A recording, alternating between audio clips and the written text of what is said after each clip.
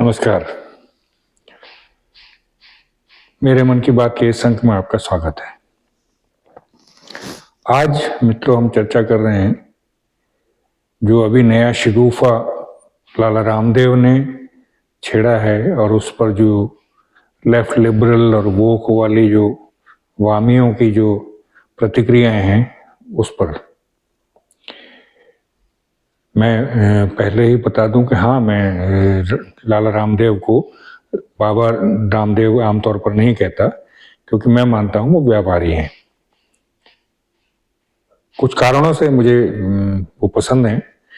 पहला तो ये है कि उन्होंने योग में जो भारत में काफ़ी रुचि जागृत की। हालांकि उसका जो उसको एक्सरसाइज बना के रख दिया, उसको बीमारियों से जोड़ दिया, उसका असली अर्थ उन्होंने नहीं बताया, ये गलतियां मैं मानता हूँ। लेकिन फिर भी आज जो योग में जितना जागृति भारत में है, जितनी रुचि लोगों में है, उसके पीछे रामदेव का बहुत बड़ा हाथ है।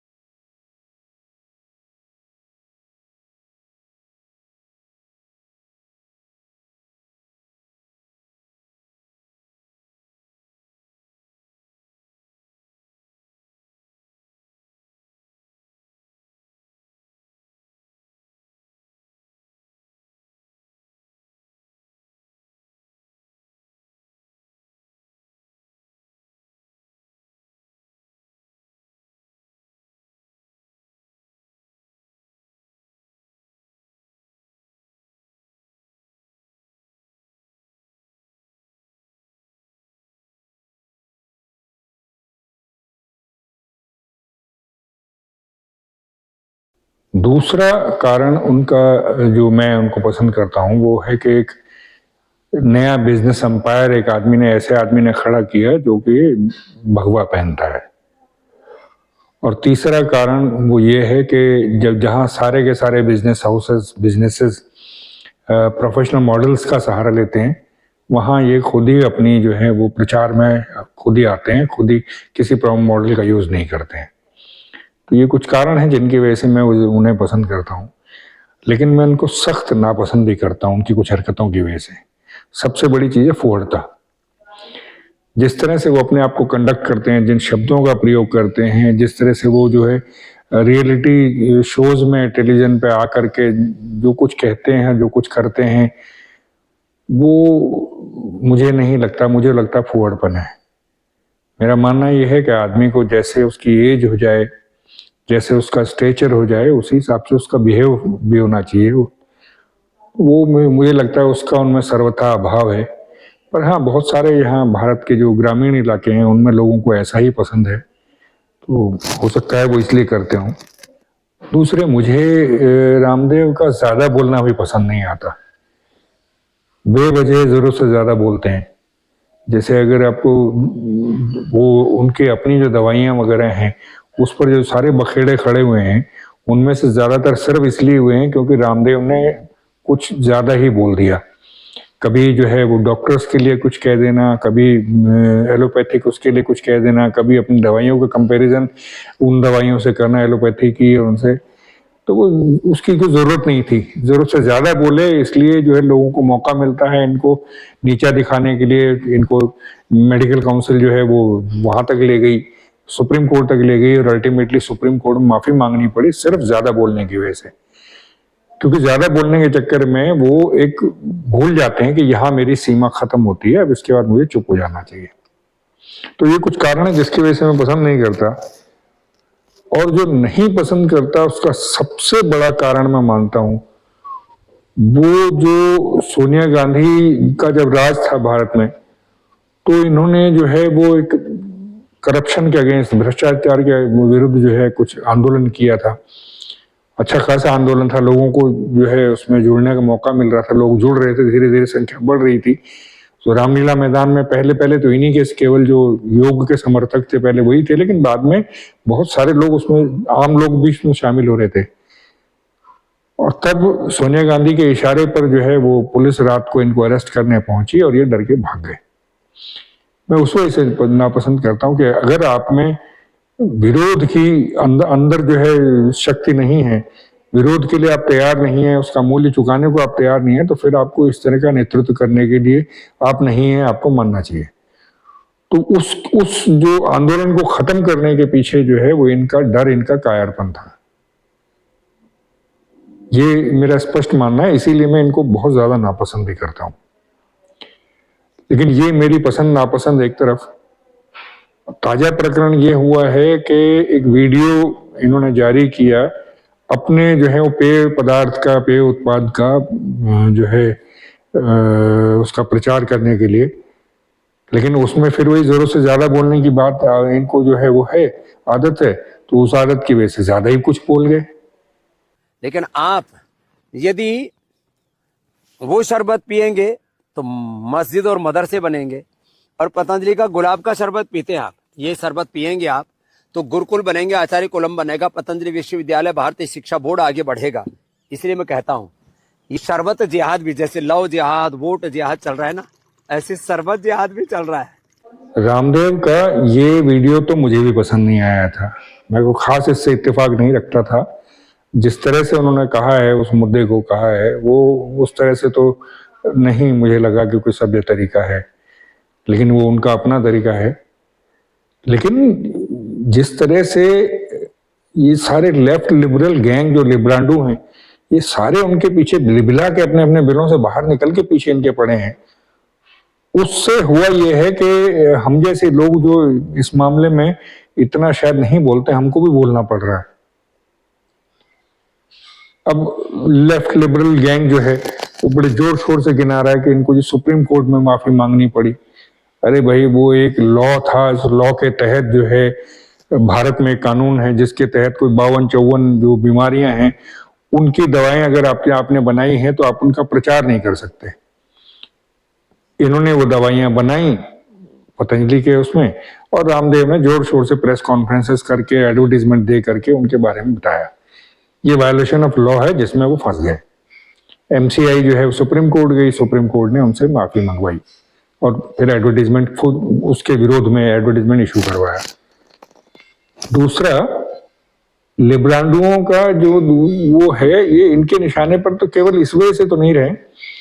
जब मोदी नहीं थे सरकार में, उस जमाने में याद कीजिए वृंदा कारात जो सीपीआई की थी, उन्होंने कितना, कम्युनिस्ट पार्टी ने कितना बड़ा आंदोलन खड़ा करने की कोशिश की थी। हरिद्वार में, देहरादून में, दिल्ली में बड़ी कंप्लेंट्स हुई कि इन्होंने जानवरों की चर्बी मिलाई, जानवरों के हड्डियां मिलाई, ये वो। अल्टीमेटली क्या हुआ?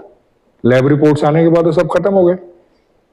हर बार यही होता है कि जब एलिगेशन लगते हैं तो बड़े जोर शोर से मीडिया उसको उछालता है, लेकिन जब वो खत्म होते हैं, वो केसेस खत्म होते हैं, जब लैब रिपोर्ट्स आती तो मीडिया चुप्पी साध जाता है। तो जनरल इंप्रेशन है कि यही बनता है कि इनकी दवाइयों में कमी है, जबकि ऐसा पूरी तरह सत्य नहीं है। सबकी दवाइयां इसी तरह से होती हैं, सबकी दवाइयां इसी तरह से चैलेंज भी होती हैं, लेकिन मीडिया जिस तरह से, मीडिया में जो वामी जो हैं और लिब्रांडू जो हैं, जिस तरह से वो इनका पीछा करते हैं, उससे ये सारी सिचुएशन खड़ी होती है। अब सबने, सुप्रिया श्रीनेत, साक्षी जोशी, ये वो सारे जो है वो शरबत की बोतल लेकर के जो प्रचार में लग गए इनके विरुद्ध जो है। चलो ठीक है, आप प्रचार कर रहे हो, लेकिन कुछ लोग तो जैसे अजीत अंजुम, जिनको मैं आजिज अंजुमन कहता हूं, वो अंजुमन भाई तो 1, 2, 3, 4 वीडियो लेके ही आ गए रोज कि जी मैं ये करूंगा, यही पीऊंगा और यही है, ये है, वो है। लेकिन उसका उद्देश्य क्या है? उसका उद्देश्य वो नहीं है कि आप नफरत घटाना चाहते हैं। उसका उद्देश्य, अगर आप उस वीडियो को देखें, मैं लिंक दे रहा हूं उसका, आप वीडियो को ध्यान से देखिए, उसकी वर्डिंग देखिए। पहले तो उसकी जो ऊपर वर्डिंग है कि नीचता तक उतर आए, उसके अंदर जो लहजा है अंजुमन का बाबा रामदेव के लिए, और जो उसका कथ्य है, जो उसका कंटेंट है, वो अगर आप देखेंगे तो आप पता लगेगा कि नफरत तो ये फैला रहा है, जैसा जहर इसने उगला है उसमें, वो तो बहुत साफ है। तो ये बेसिकली जो है वो वामी प्रोपेगेंडा है, जिसके लिए ये अजीत अंजुम ने या आजिज अंजुमन ने जो है वो ये वीडियो बनाए हैं और अभी चल रहे हैं वो वीडियो। उसमें अगर आप देखेंगे तो एक तो लहजा, जैसा मैंने कहा कि लहजा जो बात करने का, जो रेफर करने का लाला रामदेव को, वो लहजा इतना अपमानजनक है।